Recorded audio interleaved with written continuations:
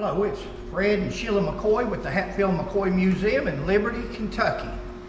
FredMcCoy.com for all the information, or you can go to Hatfield's McCoy's Museum.com. Takes you to the same place, just different pages. This is going to be another segment of Keeping It Real. And what keeping it real is, that means that we've seen something on video, in a book, or somewhere, or heard somebody say something, and we're going to do a correction to it. We're going to correct it. Believe either story you want, but there'll be another side of it. And this one here, this lady said that she heard, she's doing, and she's a great spokesman. I wish she would do some research and get it correct, because she does a great job on her videos. But I think it's easier just for some people just to say what they want to say and thinking nobody will pay no attention to it, or nobody knows what really happens, so who cares? Well, people does care, and some people do pay attention to it. So even though she's a good spokesman and puts on good videos, the content is not correct on many of her videos, which has given us plenty of stuff to come back with a response to. So we're never going to be without material. We've got a 900-page book that nobody's ever going to have to buy, because we're going to put it on video eventually, but we can't seem to get through the YouTube videos corrections to even start on the book, and it's got thousands of corrections in it.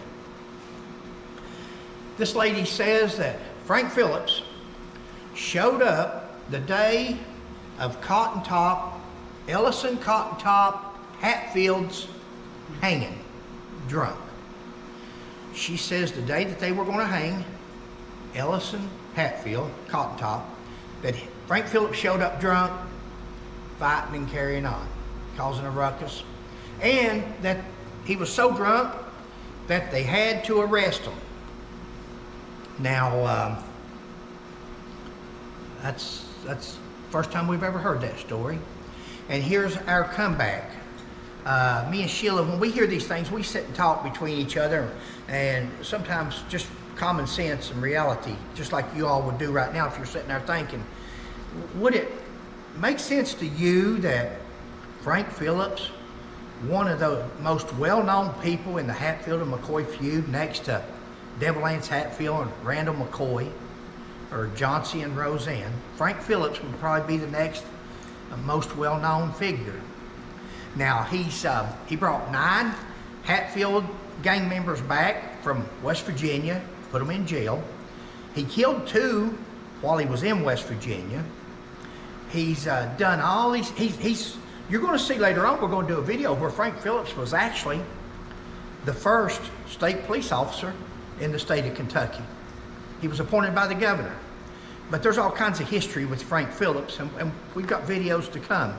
But this lady says that he was actually arrested and charged for being drunk at the hanging.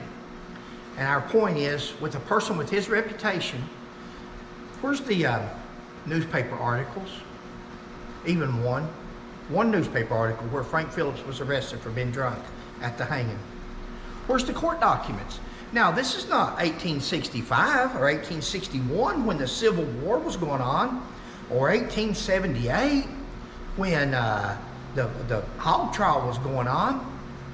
This is 1890, February of 1890. Newspapers was bigger, more of them. Court documents more kept. But there's not any. There's no court documents. There's nothing that supports her claim that Frank Phillips showed up at the hanging drunk. Nothing more than her making the claim on a video in order to put substance on a video. So that is incorrect. You know, the funny thing about it, later on in her video, she says that she makes another statement of some sort. She said, I found this out from my research that I do on the Hatfields and McCoys. From her research that she's doing, I don't know where she's researching her stuff at, but certainly not credible. It must be from either Altina Waller or Tom Dodson or somebody like that, because it's not a credible source. Not when you're coming up with stories like this. Anyway, it's Fred and Sheila McCoy, Hatfield McCoy Museum, Liberty, Kentucky, keeping it real. See you next time. There's Frank Phillips. And is done.